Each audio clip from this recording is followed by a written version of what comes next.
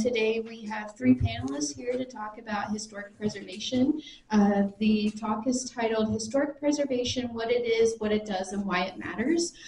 So we have three speakers today that are going to talk about the National Register of Historic Places and historic preservation in Moscow and their involvement in historic preservation. So first, we have Nels Reese right here. He is an emeritus professor of architecture and has been a member of the Moscow Historic Preservation Commission for 15 years, and he is currently the chairperson. Next, we have Hayley Noble. She joined the Latah County Historical Society in 2021 and has been the executive director since 2022. She also serves on the Latah Preservation Commission here for the county. And then lastly, we have Dulce Kersting-Lark. She is head of the Special Collections and Archives at the University of Idaho Library and the former executive director at the Latah County Historical Society. So they're going to speak, and at the end, they're going to take some questions. So while they're speaking, maybe think of anything that you want to ask, and we're going to jump right in. All right. Thank you so much for inviting this esteemed panel to chat with you today. I know many of you in the crowd, and it's a delight to see you on this sunshiny day. And it's always a delight to spend time with Nels and Hayley. So my job is to talk to you a little bit about what is historic preservation. So I first want to start, because now that I'm at the university, I have to do a lot of instruction. So this is my practice. Do you have a thought of what is historic preservation? This is the interactive portion.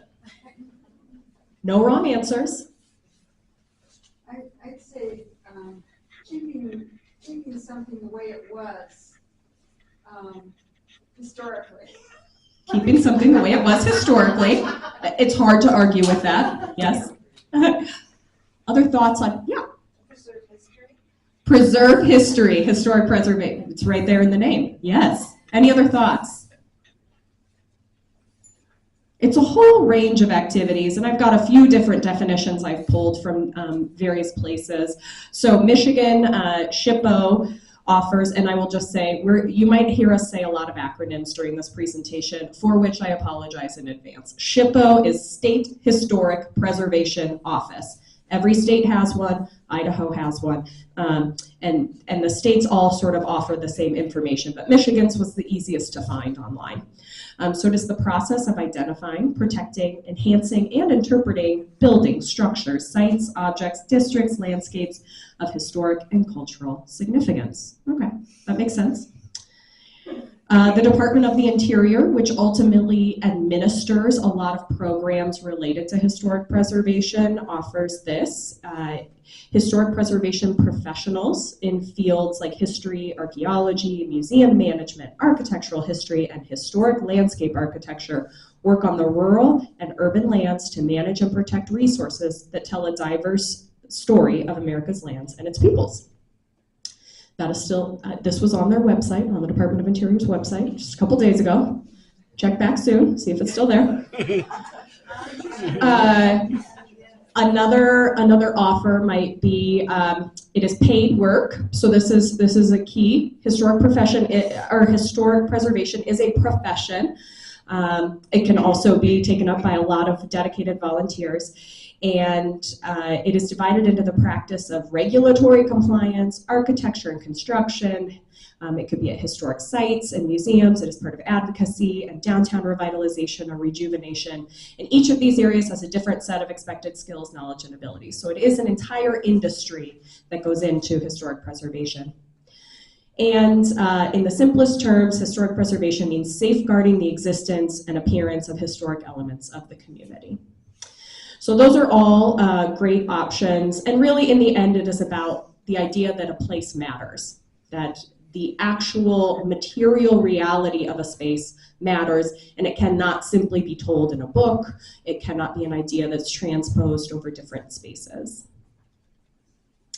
So what is the National Register, which I think is the thing that most of us might be familiar with. Certainly us Moscow folks have a lot of experience with the National Register of Historic Places. It is the official list of the nation's historic places worthy of preservation. So if you think about the idea of worthy of preservation, already somebody's making a judgment there. Somebody is deciding that it's worthy of preservation. And we can talk a little bit about how that decision has changed over time. It's authorized by the National Historic Preservation Act of 1966.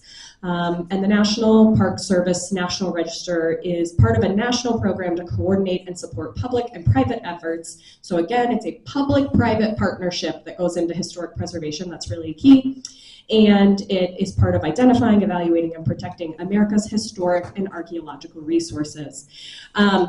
Those of you who might remember administrations of the past, one of the biggest champions of historic preservation was actually Richard Nixon. He was a huge proponent of historic preservation.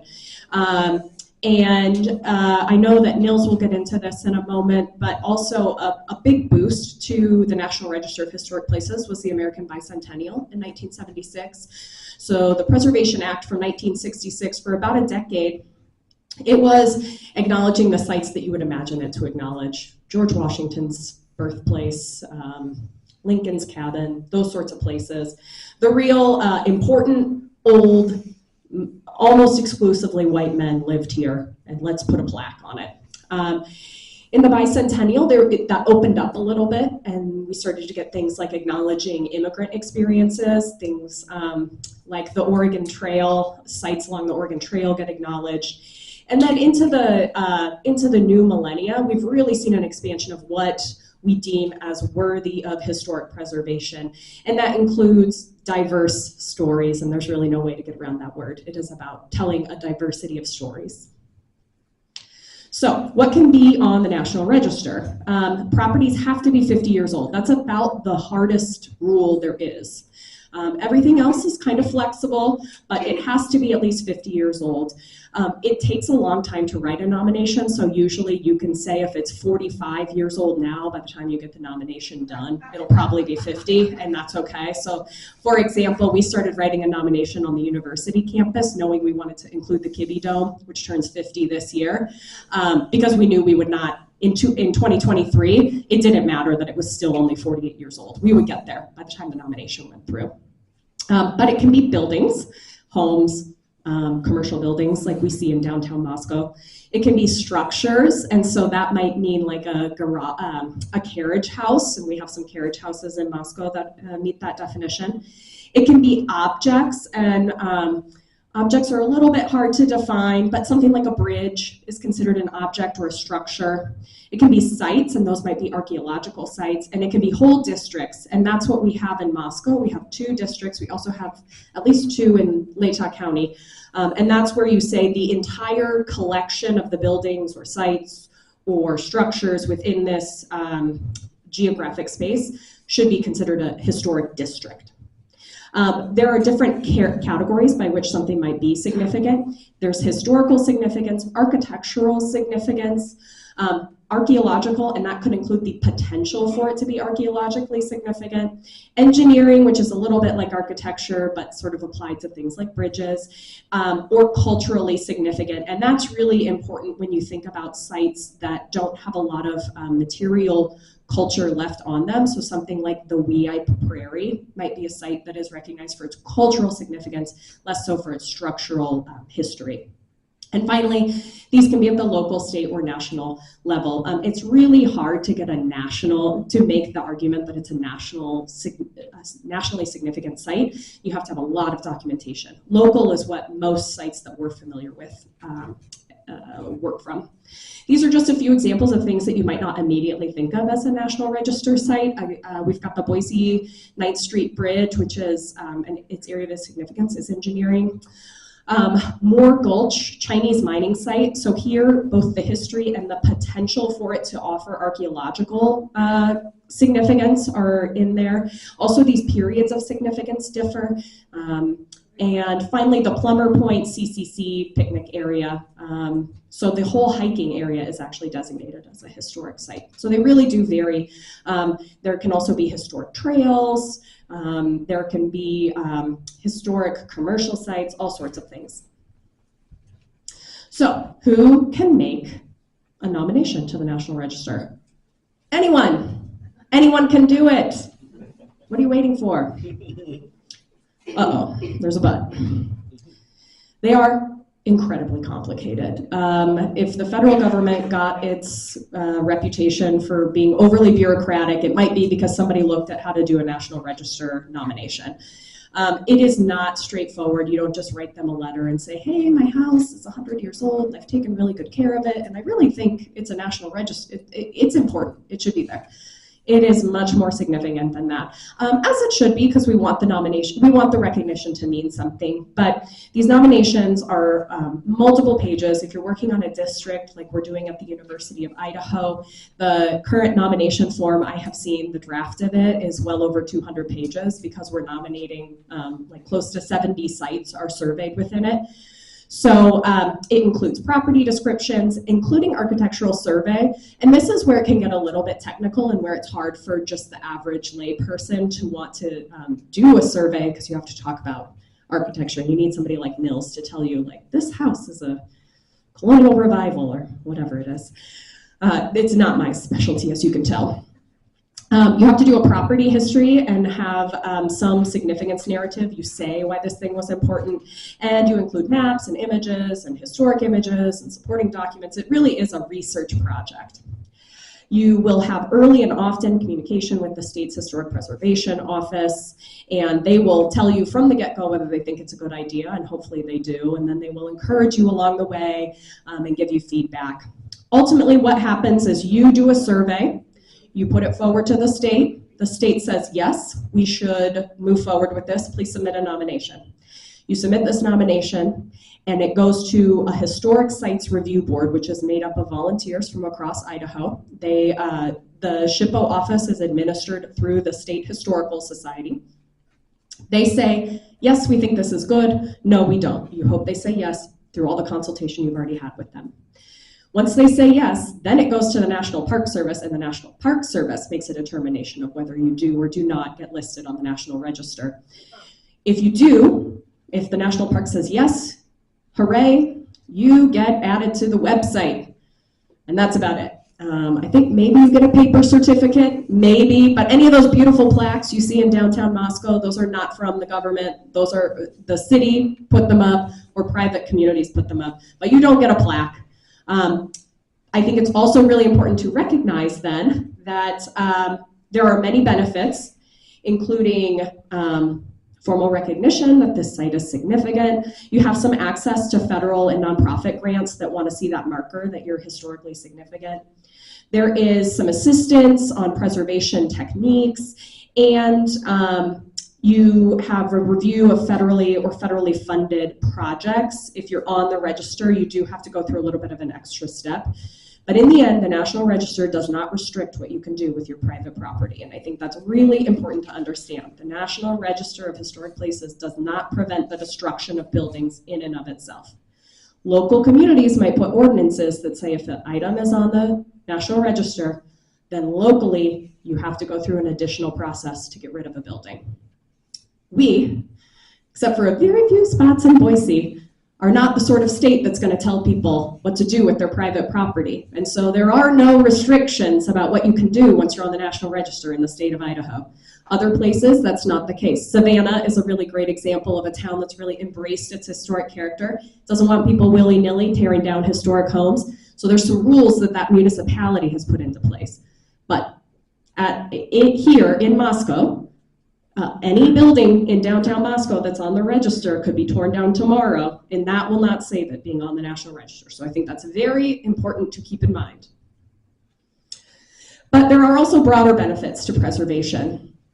There are environmental benefits to reusing and reinvesting. If you think about tearing down a 3-story building, let's say, for some horrible reason, the Moscow Hotel is going to be, they're going to get rid of it and they're going to put in a new Best Western there or something, right? If they tore that whole building down, think about all the material going into the landfill that is just adding, think about the carbon footprint of the new building that's going to go in there. There's a lot of reason to reinvest in historic buildings, and you can make them really energy efficient, and there's a lot of great technology now to help with that.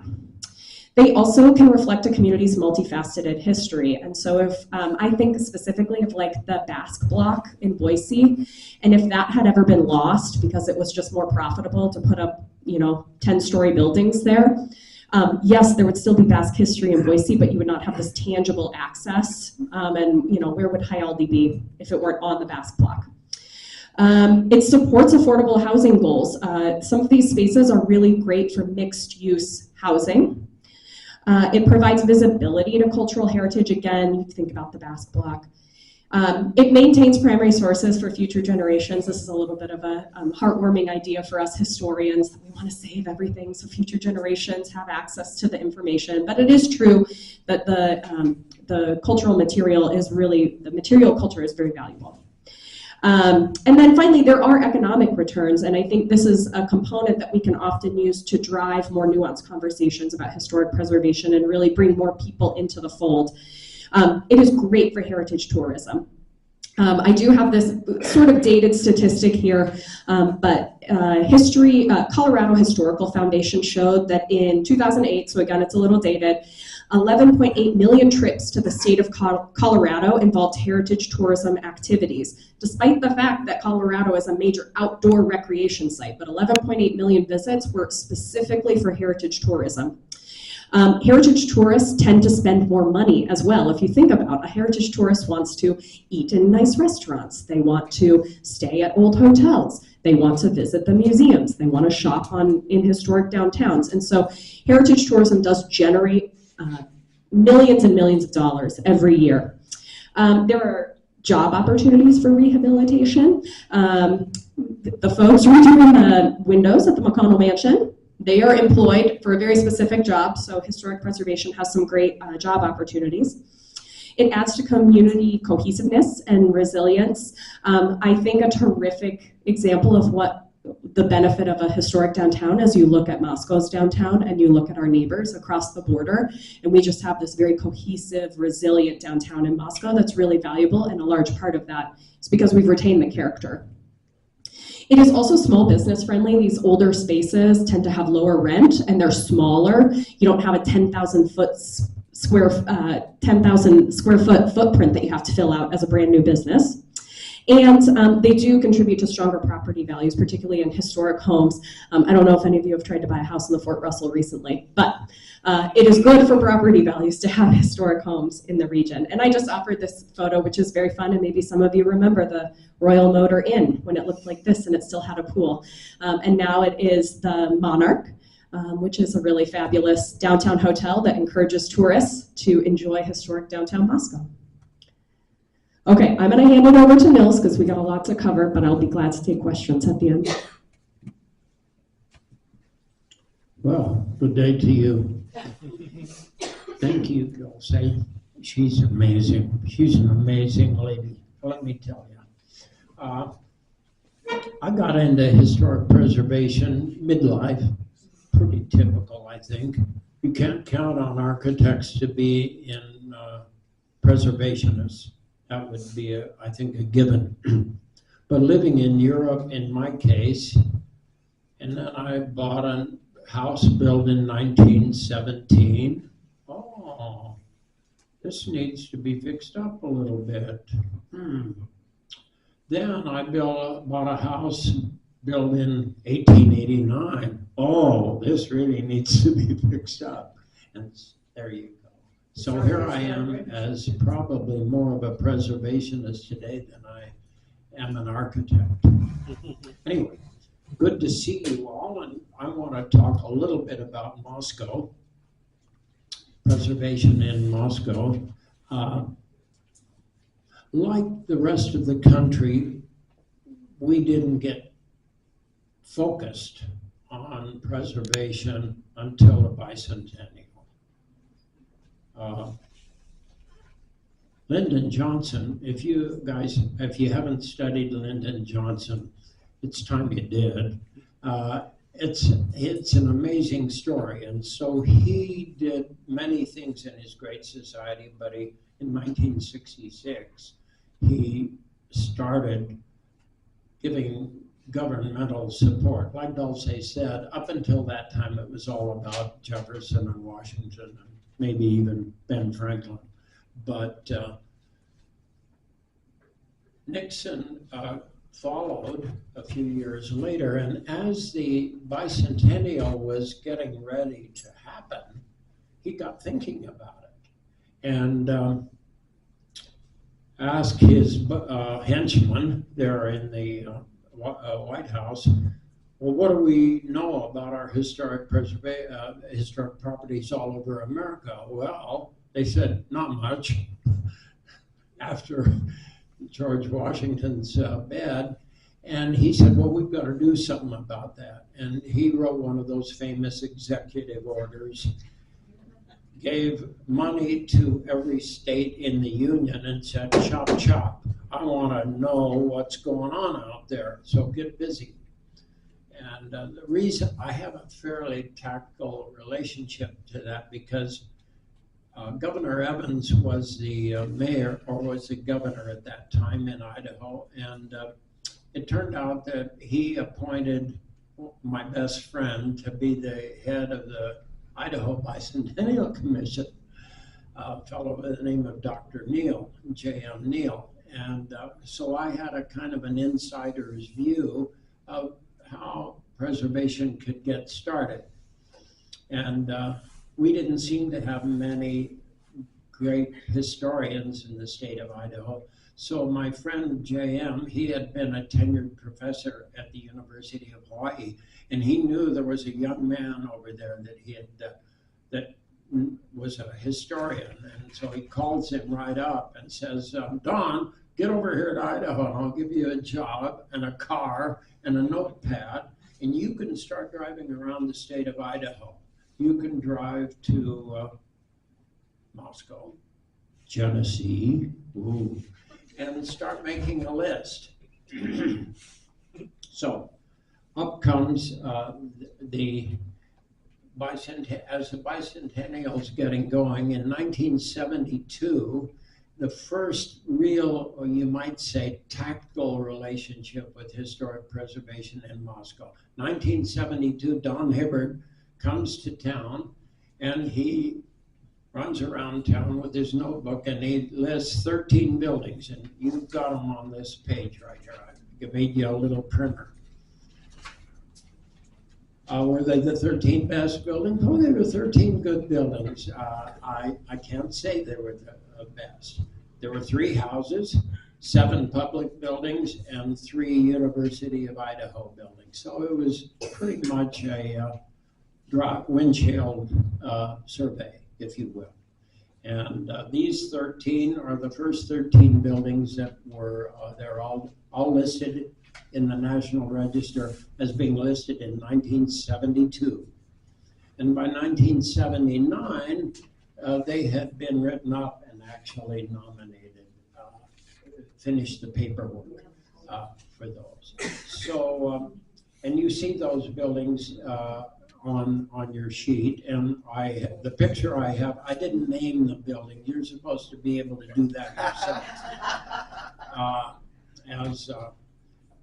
You will see that David's building looks kind of weird there. And so of all these 13 buildings, the David's building has taken more punishment than most. And it has gone through a series of transformations from historic building to modern building to historic building to something else, and now it's something else. So it's been kicked around, and of all the buildings, and I can't say how we're going to necessarily list that building.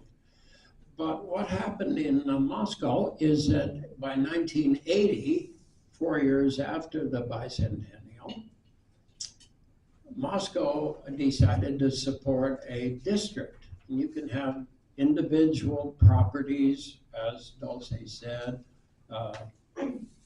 parks, bridges, blah, blah, blah. Or you can have a district that includes a cohesive group of buildings. In 1980, we hired somebody to come to Moscow and to create what we call the Fort Russell Neighborhood Historic District. And in that district were probably I don't know, maybe 200 buildings, but 116 of those were considered to be contributing to that era from 1884 to 1930. And so that was our first big move to identify. And it remains pretty important. As I've driven around the state and rather carefully observed, the Fort Russell Historic District is right there at the top of the list in the state of Idaho as probably one of the finest, one of the least mitigated neighborhood districts. Probably not because we're so brilliant, but probably because we're so poor. And so if you go to Boise or even Idaho Falls or Pocatello, you're liable to, or certainly Spokane, you're liable to find big apartment houses and mega mansions built within a historic district. And for some unique and favorable reason, we haven't had that kind of money, and consequently Fort Russell today remains quite cohesive and charming. By 2005, we had I should say, no, let me back up. So by 1990, the city decided maybe we ought to have a preservation commission. Maybe that would be one thing in trying to, our comprehensive plans has a lot of overwrought language in it about how we're going to be so wonderful to ourselves. And you can read, if you want to know more, you can go to the website for the city and look up the historic preservation, and it'll give you a long-winded view of what historic preservation is. But probably, we're all into historic preservation, or most of us, I should say. The minute we buy a home, we get into the preservation business. Are we going to save this? Are we going to change it? Are we going to paint it? Are we going to let it go to rack and ruin? And luckily for us, we're sitting in a building where the community decided to do something about this building. You will notice that the 1912 building is not listed on these 13. You will notice that the 1912 building basically was ignored and mistreated until about 1990. So since 1990, I am so excited about this building because for me, it exemplifies, it's so useful. And the fact that you're here today, sitting in this room, looking at those 1912 bricks is an ode to that preservation.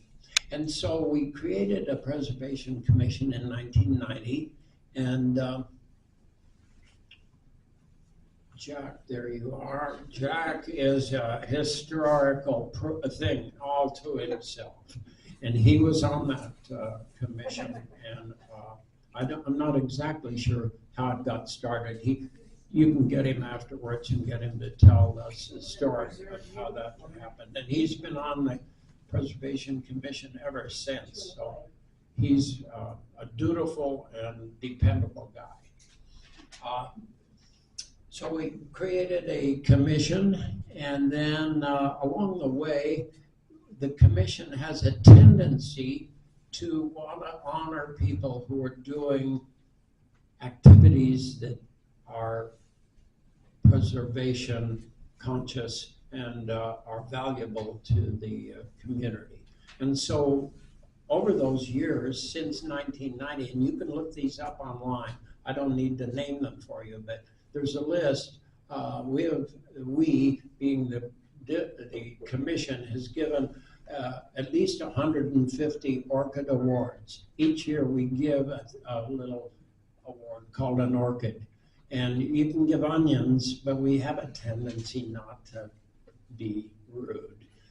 And so we ignore people mostly that should get onions, but we give the Orchid Awards to people, to institutions, to particular buildings that should get those things. By 2005, the city had seen downtown as a potential and had hired a consultant to create a downtown district, mostly on Main Street between 1st and 6th, that has, it's not a great downtown, it's just a great downtown.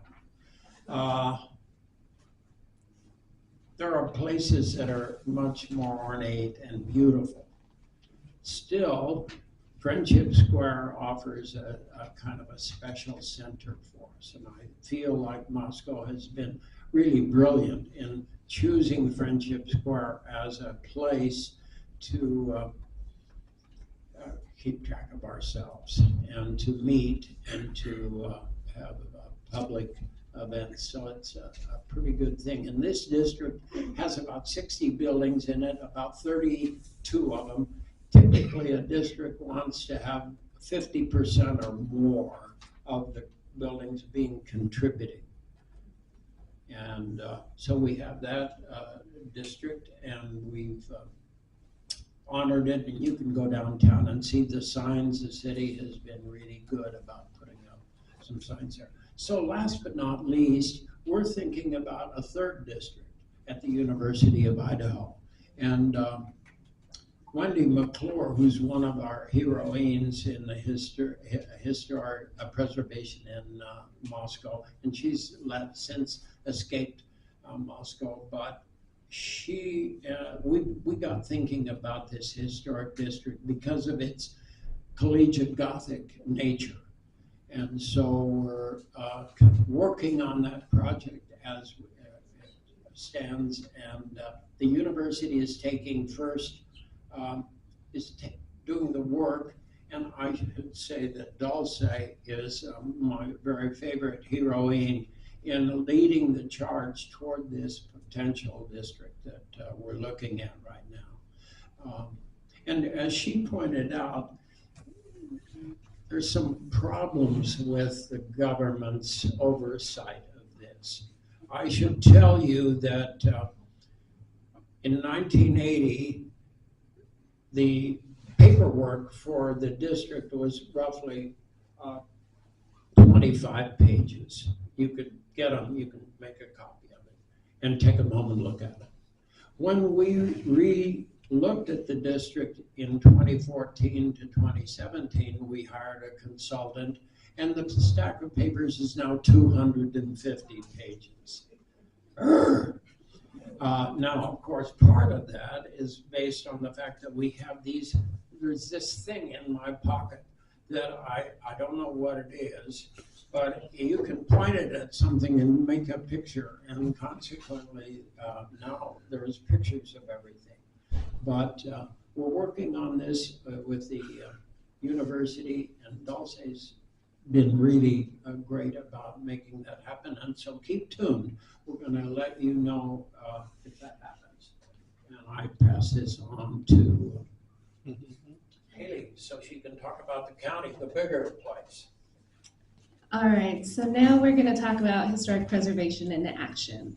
So across the street from where we are today is the McConnell Mansion. It was built in 1886, and it is in the Victorian East Lake architectural style. It was one of the early ones placed on the National Register in 1974, and that was for a couple different reasons. It was for the architectural style, and because of the important figures that lived there and their significance to state and local history. So people like Governor McConnell, he's the big one that comes to mind. The building is owned by Latah County, but we have an agreement with the Latah County Historical Society that we manage that building. And so it is currently, we are restoring some of the windows, and that is a big project. And some of the things that Dulce has already discussed were reasons that we chose to restore rather than replace those windows. So they are giant double hung bay windows. They're over 6 feet tall. And we really felt strongly at the Historical Society that we wanted to maintain the historical integrity, especially because those bay windows are so prominently featured. They're one of the first things you notice about the house. And so we decided rather than put new windows on the building, we would try to refurbish the old ones and use as much of the original material as possible. And as Dulce said, it's a greener alternative. And just the materials are higher quality. If you look at, comparisons of pre-1940s wood that was used, it's much denser and lasts a lot longer than the 2x4s you can get at the hardware store today. So just the higher quality of materials is really important. And we wanted to use the McConnell Mansion as a good example of historic preservation in action. We wanted to really set the standard for the community, and so we felt strongly that we needed to restore the windows rather than replace them. And as you can imagine, this work is not easy. We have had to do a lot of fundraising. The county's budget has been very strapped recently, so even though it's a county building, they are not contributing any money to it. And so the Historical Society has done things like grant and foundation applications to get funding for this. We solicit private donations, so things from our members, business and club sponsors, and then we've also decided to do the project in a phased approach.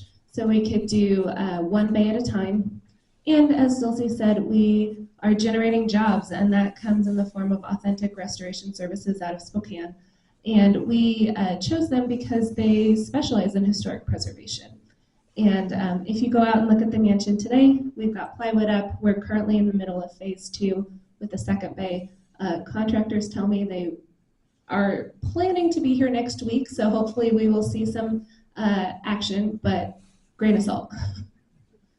So Nels has talked about the City Preservation Commission. There is also a Latah County Preservation Commission, and we do all the things that the city does as well, but on a much larger scale. And so I am a member on that Preservation Commission, and we have members from all over the county. We try to have each community represented so that everybody has a voice in the county and has perspective that we can utilize. And some of the things that we do are survey and inventory historic properties and sites, resources. So we just have a general list, what is out there. Because as you know, I live in Moscow. I couldn't tell you which buildings in Genesee are historically significant. So we rely on those community members to help us in distinguishing the areas we should be looking at. And because all of this work is so specific, we use government funding from the State Historic Preservation Office to pay contractors to do this work for us. Because all of the commission members, we all have other jobs, we're all volunteers, and none of us are the experts in architecture. We're not architectural historians, and so we pay those experts to do that work for us. And because those nomination forms are so technical, we trust them to do a good job, better than any of us could.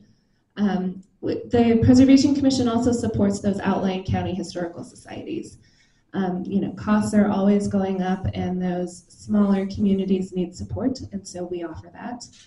And as we discussed already, heritage tourism is huge, and so we do things like produce this gigantic county historic sites touring map, and we try to update it every couple of years or so and reprint additions or corrections. And we feel strongly because we know a lot of people really like having paper versions of things.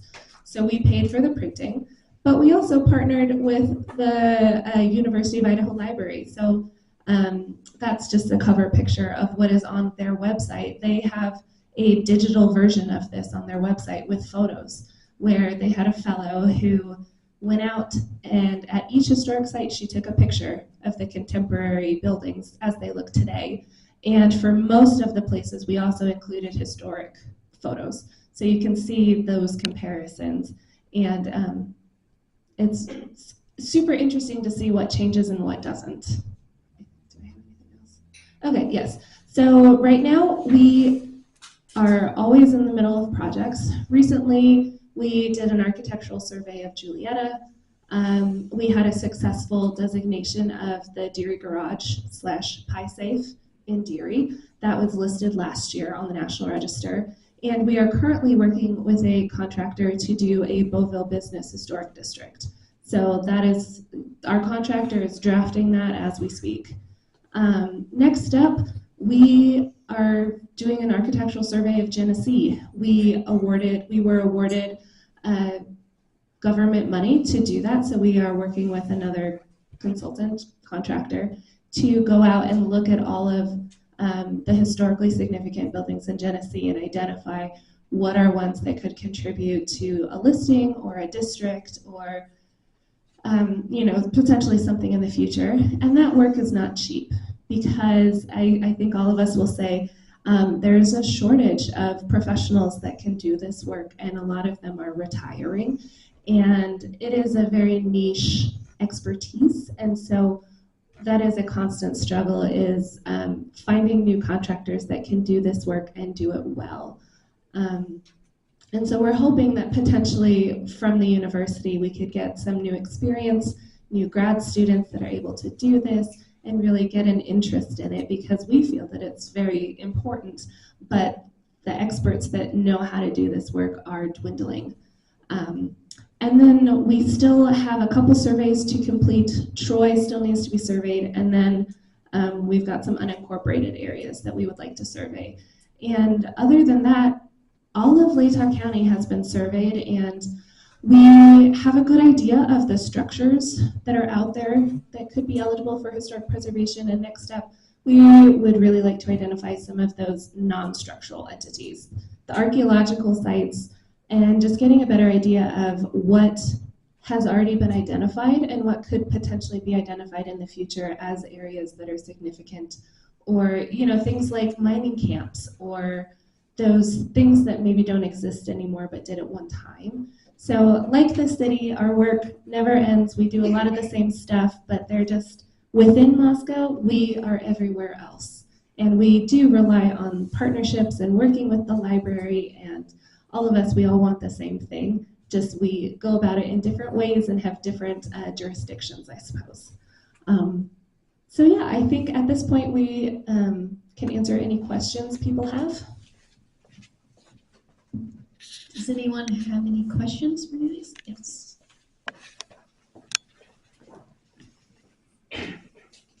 I have two, actually. Is the Genesee Lutheran Church on the old highway on the register already?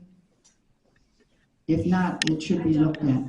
The other thing is, okay, I'm a history major from back when, and one of the things that's in a lot of the traditions and stories and whatever is the tribes coming up to our Palouse to look for camas. And I know there's still a couple of places along the road where in the spring you can see camas. And are we doing anything about that, investigating or whatever? So that's the kind of stuff that's on the list for future consideration, yes. Great questions. Anyone else have anything to ask? Yes, Francis. What are you doing to encourage students to, graduate students, to work in the area of historic preservation? And on the forums, they gotta learn how to do forums.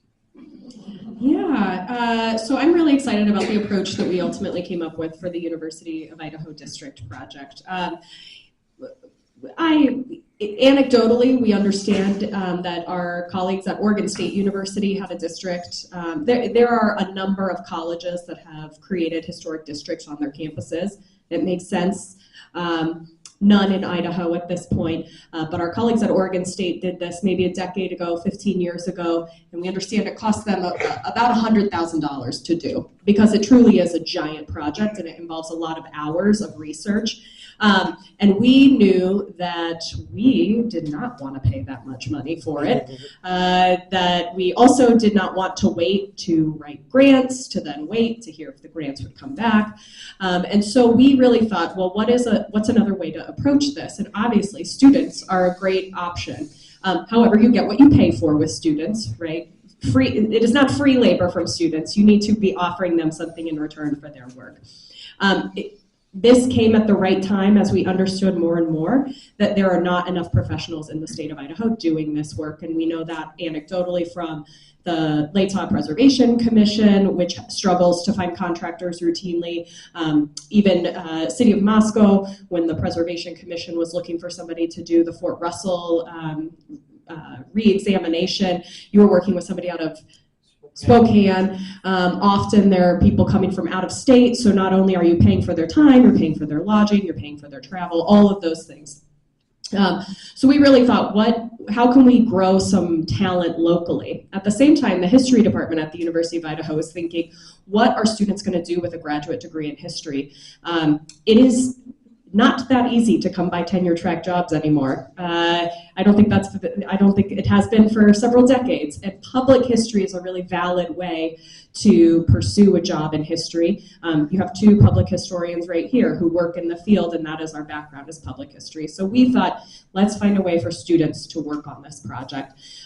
We happen to just have a unicorn of a graduate student to work on this one project. He professionally has worked for several years as a real estate appraiser and is kind of tired of that work and wants to do something else, but his specialty has been assessing buildings and looking at architecture, and so he has a deep interest in it. And so he has really taken the lead on this project, but we have several other students who really love architecture, and so we brought together folks from College of Art and Architecture, folks from College of Letters, Arts, and Social Sciences, so the history department, and then we also brought together folks in the library, myself included, because a lot of the nomination is underwritten by archival materials, and so we wanted to make sure we had a seat at the table. So it's really been about collectively bringing people together and then giving them applicable skills. We've worked with a consultant who lives in Idaho Falls. She's a member of the Historic Sites Review Board. She's an amazing person. She works for an environmental consulting organization. We didn't even get into Section 106 here, but there's a whole business to be made in reviewing potential federal projects, interruptions to spaces, and having to do Section 106 review. For the time being, we'll see how long that lasts. So this is all a long-winded way to say we are giving students jobs, we are paying them. We've had some generous donors support this work by making donations to the university, which happen to be tax deductible, and that money can then go back and pay students. So we're really trying to just do this in a real thrifty way, in a real University of Idaho way, which is the way we do things. We do it as cheaply as we can, but in the end, we're going to get student learning outcomes out of it, which is way better than paying a consultant $100,000 to do this thing, and it becomes a report nobody cares about. Instead, we're going to take the information that was generated, we're going to enhance digital collections that already exist. There's all this work that's going to go into it. Yeah, it's really exciting, and our hope is that we create a pipeline of students who want to do this work, and then when a certified local government like Latah County Preservation Commission says, hey, we need somebody, there could be students at the University of Idaho that get matched to projects, and those become like capstone projects for them. Yeah. So the Pie Safe, is it a really old building? Is that why it's on the... And does that booklet tell why things are in the So we've got, look at this gigantic Wow. thing full of text. Yes, it was an old automotive garage. Would you repeat the question? Here, I can.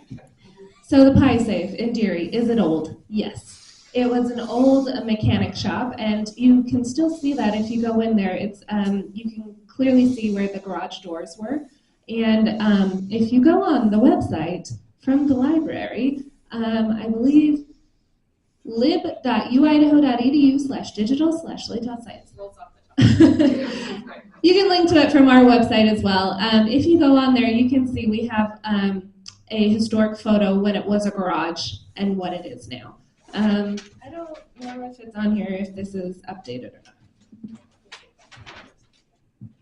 I think the other thing to remember, Mary Jo, is like, really old is all relative here, right? I mean, this is just for a little bit of history grounding in case maybe you're not from here or you haven't been here a long time.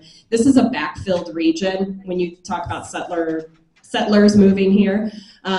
Moscow, the earliest settlers were really living here in like the early 1870s. So if you grew up in the Midwest or if you grew up in the Northeast, nothing seems that old here. But for us, it's all quite old, 1880s, and we're like, whoa, that thing is ancient. So I think it's all relative, but again, it really points to the ways that the National Register has reinterpreted over time what counts as old. And I know it's a dagger to the heart for some, but 50 years ago was 1975. So that also means that, you know, the Kibbe Dome is now a historic building. And you might remember the dome going in, but the Kibbe Dome is now an official historic building.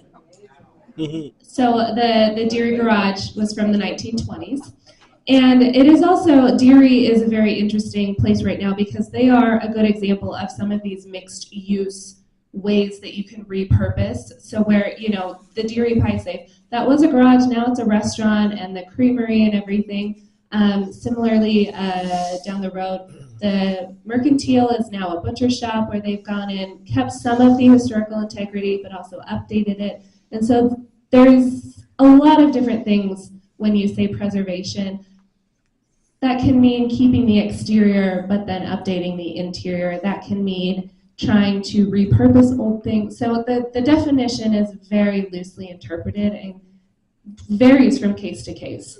I also just want to, you know, say that we talked earlier about the bicentennial. You know, next year is the semi-quincentennial. And so we've got the 250th coming up, and I'll be curious if we see a re-emergence of people's interest in historic buildings and things like this, or what that will look like. I'm not sure at this point. Okay, and we have time for one more question. Question, comment.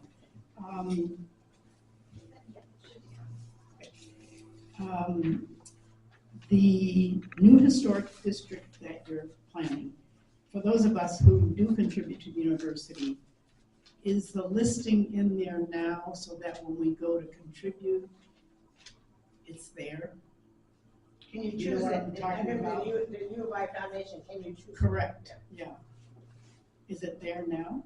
I don't think I'm legally allowed to say anything on behalf of the foundation. They get real angry if you start talking for them. No, that's not true. They don't get angry, but they have very strict rules, and I try not to step in it. Should I turn this off? No, it's fine. I will say, if you would like to support the students who are working on this project, any gift to the library goes a long way.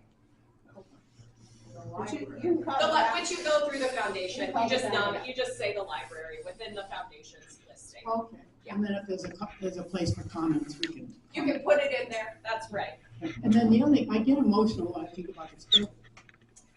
That almost got torn down, and I look at the bricks and the ductwork, and I think of the city hall that is preserved, and I think of our Kenworthy Theater, and it's really the people who care so deeply about it that the theater is beautiful inside now, and the city hall is a mecca of all kinds of wonderful things, and this building is just, it is the jewel of Moscow, but it's the people that do it. For this building, Janet LeCompte, who was a lead member, by the way. I think Moscow has such a deep connection to historic preservation, and that is generations of people being really committed to it and instilling that in the next generation, that we value character over brand new. I am speaking as just a parent whose child is about to go into the school district, but we have no school buildings that are less than 60 years old. So we value historic buildings here. I think that that's a really important thing that we keep investing in, and we point it out to people. We encourage people to enjoy downtown and point out the unique characteristics of it. And I think the university will make a great addition because the university has committed for years to historic preservation, and they're not splashy about it, but if you go into the administration building and see how much work has gone into the admin building, which is one of the oldest buildings. It takes a lot to keep it up. They put all those finials back on top, those kind of curly Q looking things. Those are not structural, those are purely aesthetic, but they wanted to put them back because they valued the character that it added. And I think in all those ways, as long as we just keep thanking the people who are doing the work and we keep acknowledging it, we breed this culture of historic character is better than flashy and new. And I think we have seen a lot of that benefit. And it takes money. And it does take money, I We will need say. support. And I think maybe to end, this is a time when historic preservation is going to get harder because many of the granting agencies that underwrote historic preservation in one form or another have been drastically damaged, if not effectively abolished. And so I think it's important to remember what can our community continue to do, and also recognize the things that are only available to us when we come together and pay into it in one form or another. And often that is the federal government. But there are a lot of things that are going to suffer, including things that are near and dear to many of our hearts that have engaged in historic preservation, like the State Historical Society, like the Idaho Humanities Council, like the Idaho Arts Commission. All of these things have paid into historic preservation over time. And they're going to suffer in the coming years if we can't come together and try to support them. Perfect. So that is a great way to sum up this conversation. So first, I want to thank everyone for coming, and then if we would give a round of applause for our panelists and for conversation. It was a great talk. So if you have any questions, feel free to talk to each panelist, and then also tonight, the Historical Society and the Human Rights Task Force were sponsoring Living Voices tonight up in the LeCompte room. The doors open at 6. It starts at 6:30. It is a free event. There's a flyer over there on the bench if you would like more information, and also more information about the Historical Society, the library, and the league as well. So if you have any questions, feel free to speak to the panelists afterwards, get their contact information. And as Dulce was saying, think of ways that you can contribute to any of these organizations. They would greatly appreciate it at this time. So yeah, thank you all for coming.